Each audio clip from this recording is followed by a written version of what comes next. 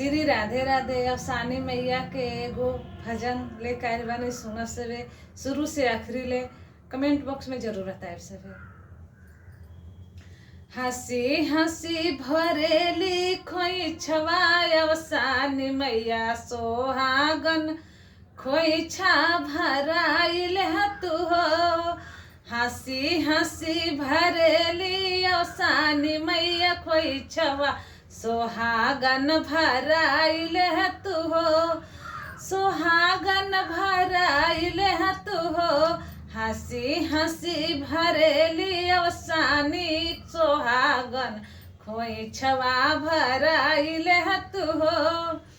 केहू के देली बेटा पतोहिया, केहू के देली जमाई अवसानी मैया देली खोइछवा भराइल तू हो। हंसी हंसी भरेली खोइछवा अवसानी मैया सोहागन खोइछवा भराइल तू हो। हंसी हंसी भरेली अवसानी मैया सोहागन खोइछवा भराइल तू हो। केहू के देली मैया महल दो महला, केहू के देली मैया महल दो महला, केहू के बंगला गाड़ी अवसानी मैया भरली खोइछवा भराइला हो। हंसी हंसी भरेली खोइछवा अवसानी मैया सोहागन खोइछा भराइला हो।